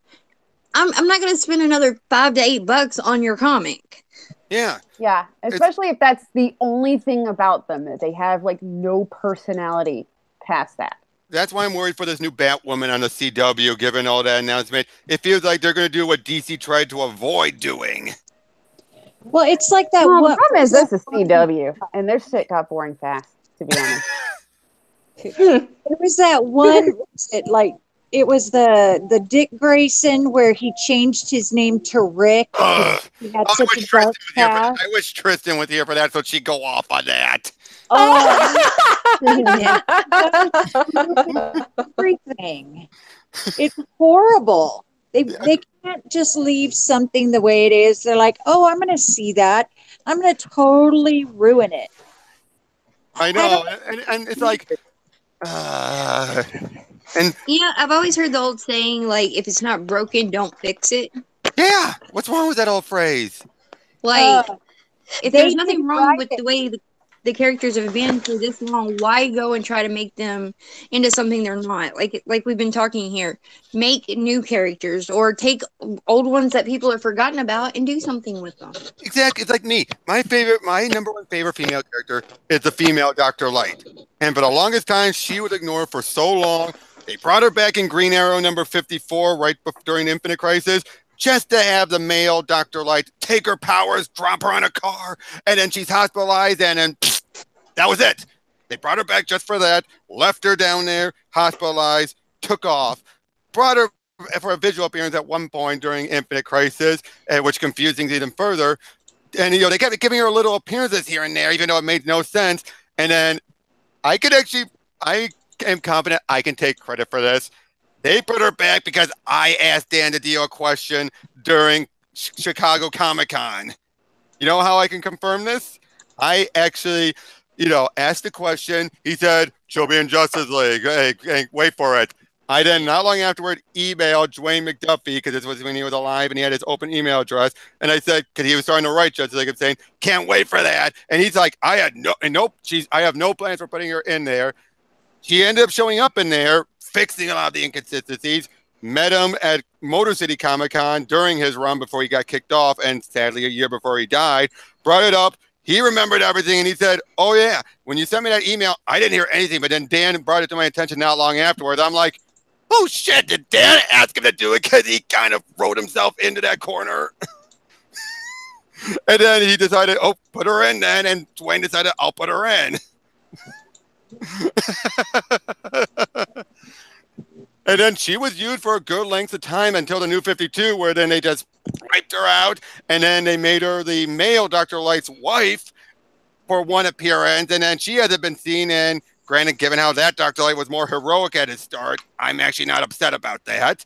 But still, it's like they were actually doing good stuff with her afterwards.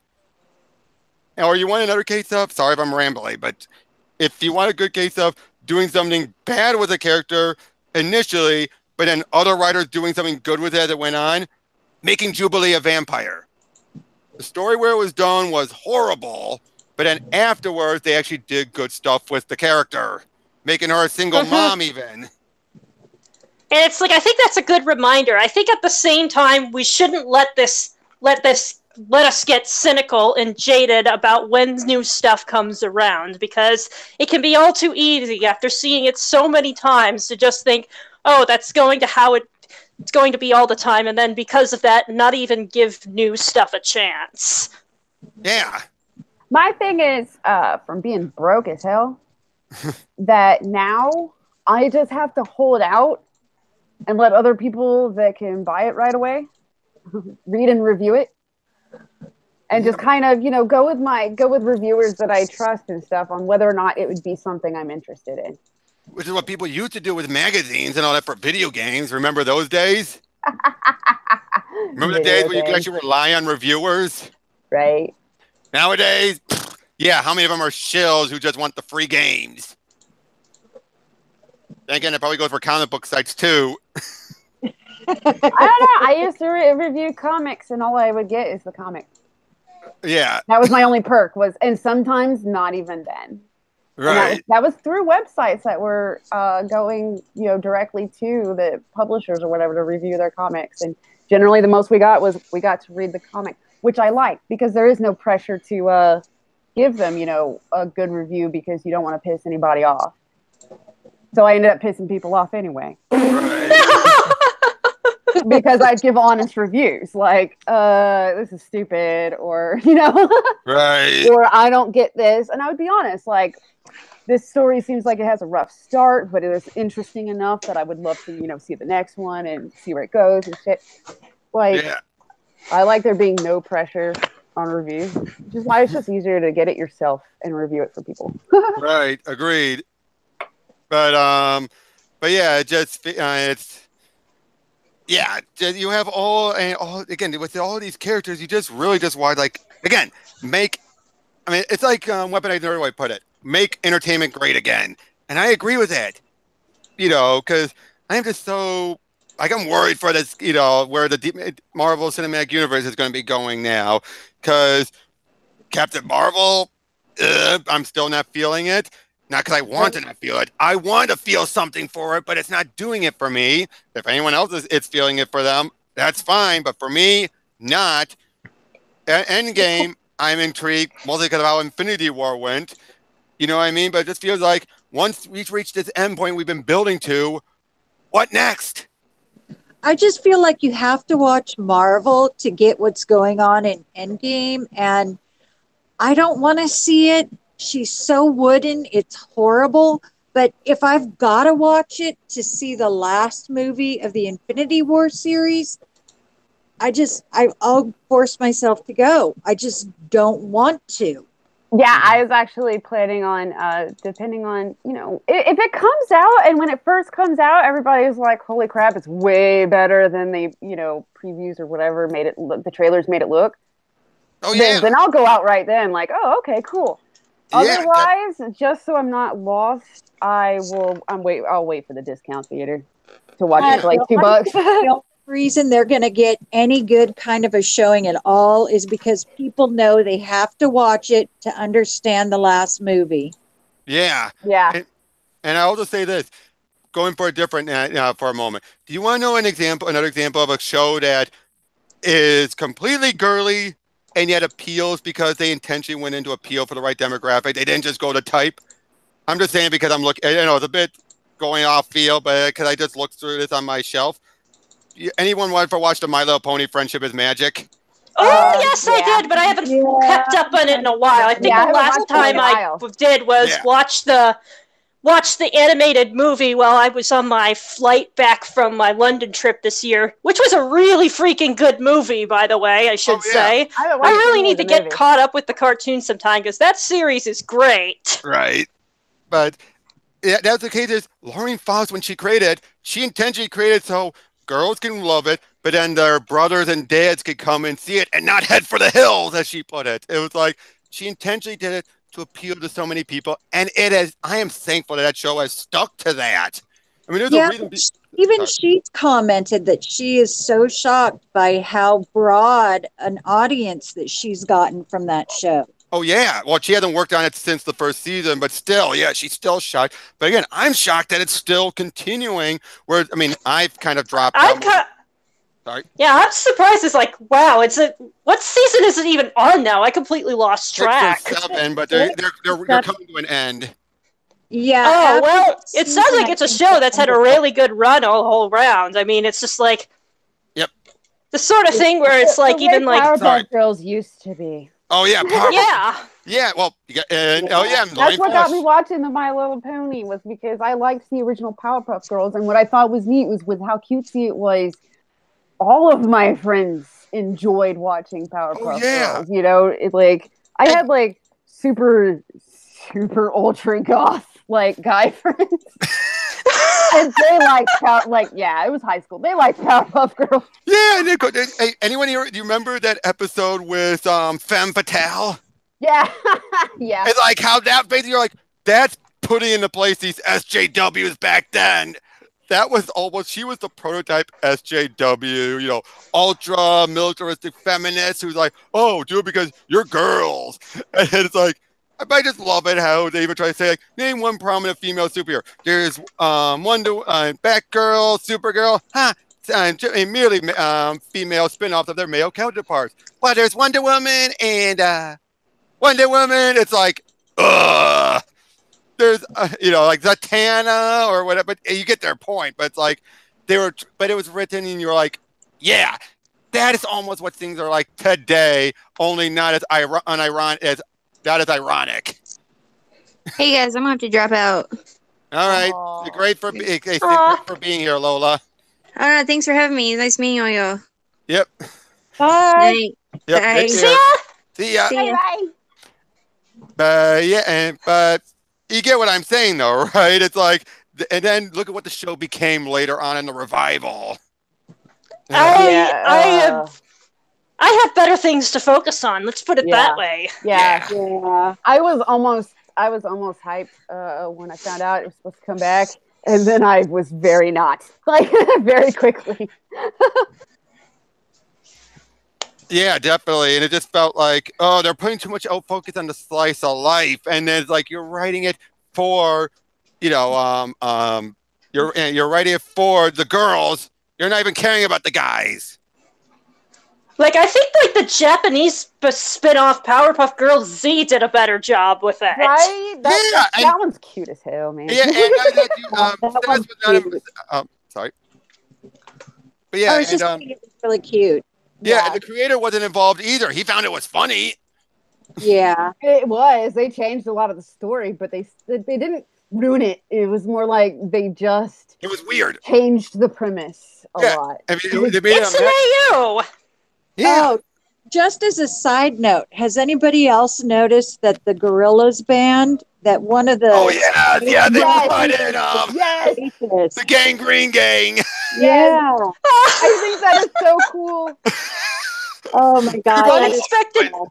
Yeah, that was so awesome. But,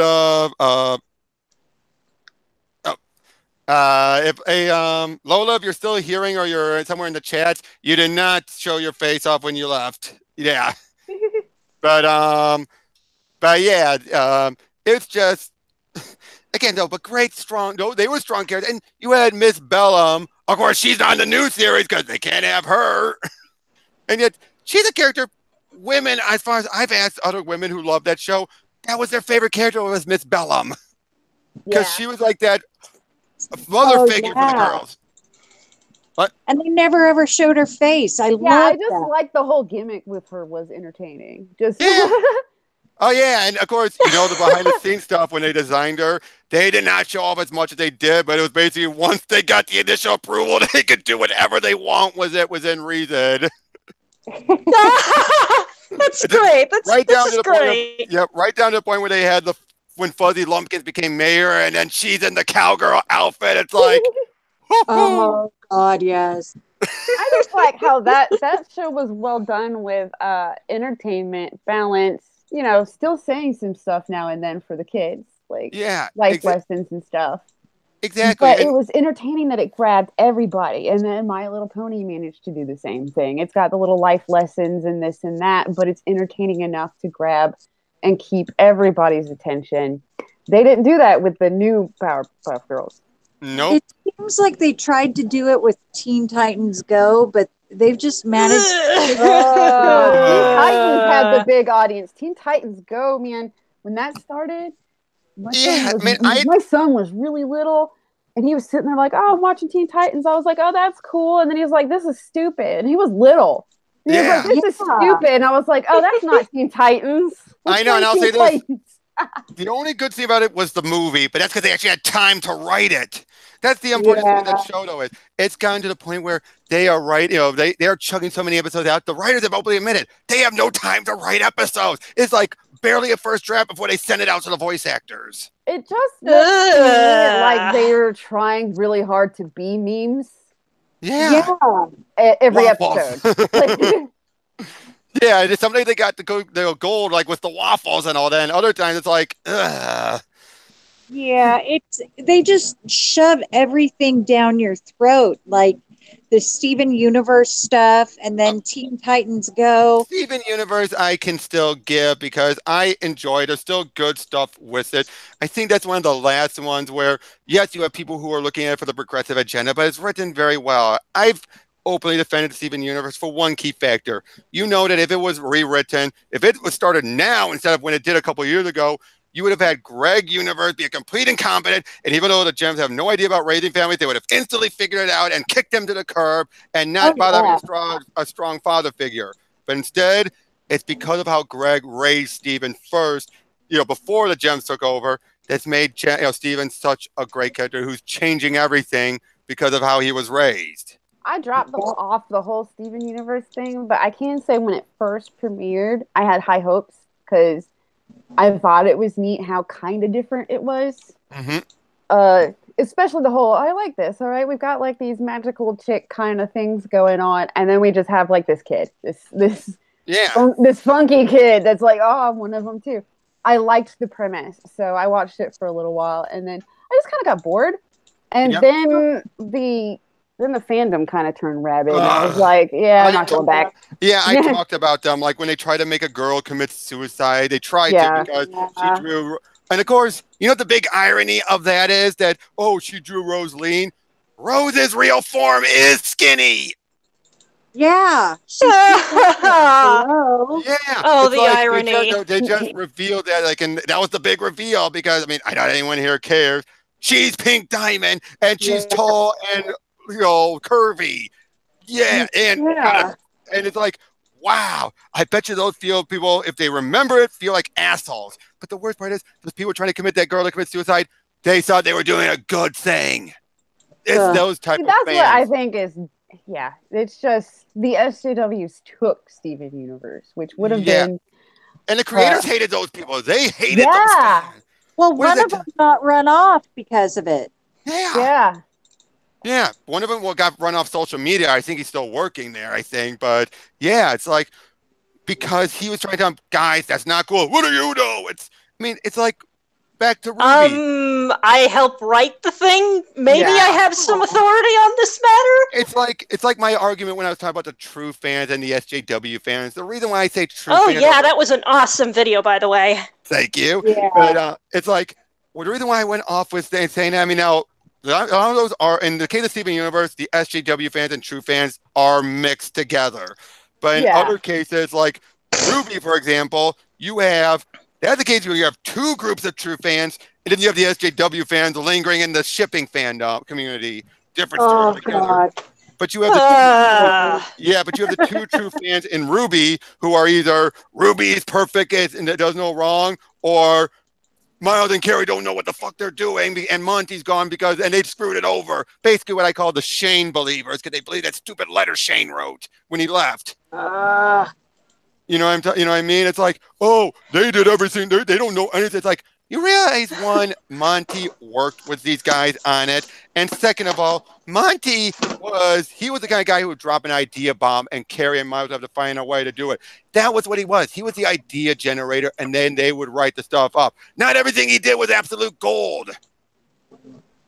I mean, even they would perfectly admit it. I mean, it took him a few seasons after his death before they finally were able to find a way to make sense out of the maidens and the relics and say, oh, you need one to unlock the other. That tells you how much of a bomb he dropped that maiden idea on them. They had no idea what to do with it. Yep. Oh boy, well thank you for warning me in advance what I'm getting into as I start watching more. They're going to take a while for them to start figuring things out, but when they do, it starts hitting on cylinders. To the point where, unfortunately, I'll give you that heads up in Volume 5, it's a lot of info dump. A lot of info. Oh. But again... All right, then. Well, at least I know now. Yep, but again, they're learning, but you have these stupid fans who are either complaining, I can write better, you don't know what you're doing with the character should go in this direction. It's like, what the hell? You don't know all of the story. You don't know all of the stuff that the writers haven't revealed yet. Exactly. Yeah. But then you get to the shippers, of course. Oh, Blake and Yang want to screw each other. They're that close. Like, no, to the point where they even told when the voice of Blake went out on Twitter after people were saying, oh, they did this Bumblebee song. Oh, that means it's canon. She's like, guys, it's not canon. It's just a little fun story. Bumblebee is not canon. What do you know? It's like, you're yelling at the voice. That's half of your favorite ship. Jesus. Okay, well, I gotta go. I've got to close up my business and stuff. So right. I'm going to say good night, everybody. I had a blast. Good night. Yep. Good night. Fun meeting everybody, and I will talk to you guys all on Twitter. Yep. Take care. Good night. Good night. Yep. Either any of you two want to back out too, or are you all still good, or should we just start wrapping it up?